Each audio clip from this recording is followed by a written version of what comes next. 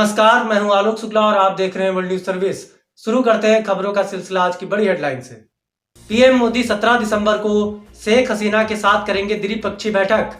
कई मुद्दों पर हो सकती है चर्चा।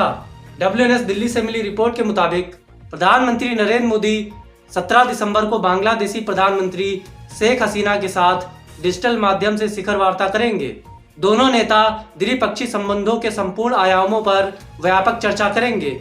विदेश मंत्रालय ने सोमवार को यह जानकारी दी। विदेश मंत्रालय द्वारा जारी बयान के अनुसार दोनों नेताओं के बीच वार्ता के केंद्र में कोविड-19 के बाद सहयोग को और मजबूत बनाना भी होगा। बयान के अनुसार दोनों देशों ने नियमित रूप से उच्च स्तरीय संवाद एवं आदान प्रदान जारी कर रखा है और इसमें पिछले वर्ष अक्टूबर में हसीना की आधिकारिक भारत यात्रा और मार्च में मुजीब वर्ष के ऐतिहासिक अवसर पर मोदी के वीडियो संदेश का जिक्र किया गया। कृषि मंत्री नरेंद्र तोमर से मिले 10 किसान संगठनों के नेता, कृषि बिलों का किया समर्थन। WNS दिल्ली से मिली रिपोर्ट के अनुसार कृषि मंत्री नरेंद्र तोमर ने 10 किसान संगठनों के नेताओं से सोमवार को मुलाकात की। इस मुलाकात में तमिलनाडु, तेलंगाना, बिहार और महाराष्ट्र के किसान संगठनों के नेता शामिल हुए। इन 10 किसान संगठनों के नेताओं ने सरकार के कृषि बिल का समर्थन किया है। किसानों के समर्थन पर कृषि मंत्री नरेंद्र तोमर ने उनका धन्यवाद दिया।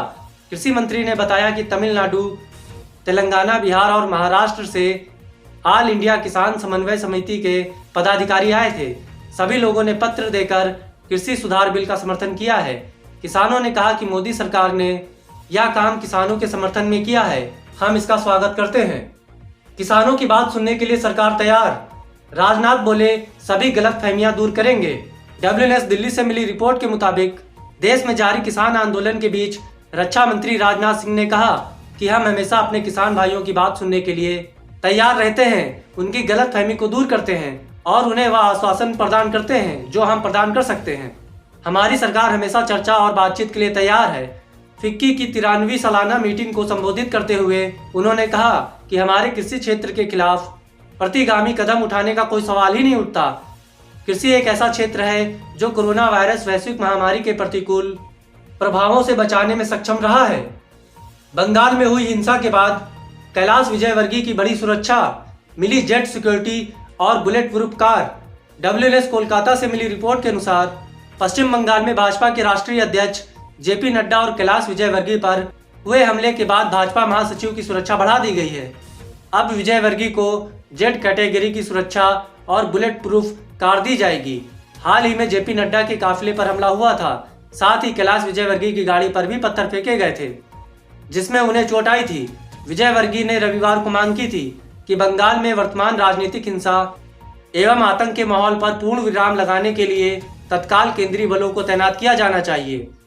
उन्होंने कहा था कि ममता बनर्जी को मालूम है कि उनके पैर के नीचे से जमीन खिसक गई है, इसीलिए वह हिंसा की ताकत पर राज्य में सत्ता में लौटने का प्रयत्न कर रही है। मिलावट मिलावट आज के जमाने में चारों तरफ मिलावट, यहाँ तक कि खाने की हर एक चीज में मिलावट। सही स्वाद तो हम भूल ही चुके हैं। बात सिर्फ स्वाद की नहीं, स्वास्थ्य और शुद्धता की है। तब तो ऑप्शन सिर्फ एक ही है, प्योर एग्रो, क्योंकि गुणवत्ता ही उत्पादन की पहचान है। 100% सर्टिफाइड ऑर्गेनिक खाद्य पदार्थ एवं मसाले। बिहार चुनाव में हार के बाद RJD की बड़ी कार्रवाई, पूर्व विधायक समेत 11 नेताओं को निकाला बाहर। WNS पटना से मिली रिपोर्ट के मुताबिक बिहार विधानसभा चुनाव में हार के बाद लालू यादव की पार्टी राष्ट्रीय जनता दल एक्शन में दिखाई दे रही है। RJD अपने उन नेताओं पर कार्रवाई कर रही है जिनकी वजह से कई सीटों पर पार्टी के दिग्गजों की हार हुई है। इसी कड़ी में रविवार को तेजस्वी ने दरभंगा के RJD जिला अध्यक्ष राम नरेश यादव को पार्टी से बाहर का रास्ता दिखा दिया। इनके साथ कुल 11 नेताओं को पार्टी से निष्कासित कर दिया गया है।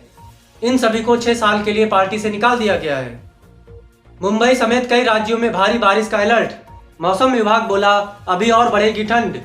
WNS मुंबई से मिली रिपोर्ट के अनुसार पूरे उत्तर भारत में मौसम ने अचानक ही करवट ली है। उत्तर भारत के कई इलाकों में जहां सर्दी ने अपना रौद्र रूप दिखाना शुरू कर दिया है, वहीं मुंबई समेत देश के कई राज्यों में भारी बारिश हो सकती है। दिल्ली NCR सुबह से ही घने कोहरे की चादर में लिपटा हुआ है। घने कोहरे के कारण दिल्ली में विजिबिलिटी कम है, जिसके कारण लोगों को आने जाने में काफी दिक्कतों का सामना करना पड़ रहा है। वहीं पंजाब में भी बादल छाए हुए हैं और ठंडी हवाओं का दौर जारी है।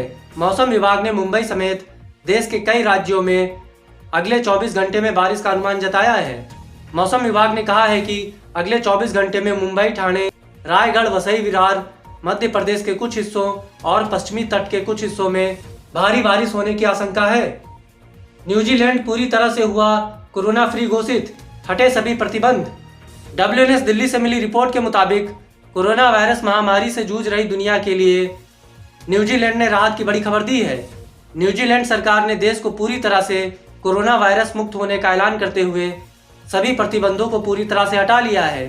न्यूजीलैंड अब सतर्कता लेवल 1 पर पहुंच गया है, जो देश के अलर्ट सिस्टम में सबसे निचला स्तर है। देश में कोरोना वायरस का एक भी एक्टिव केस नहीं है। नए नियमों के मुताबिक अब न्यूजीलैंड में लोगों के जुटने और सोशल डिस्टेंसिंग की भी कोई जरूरत नहीं है।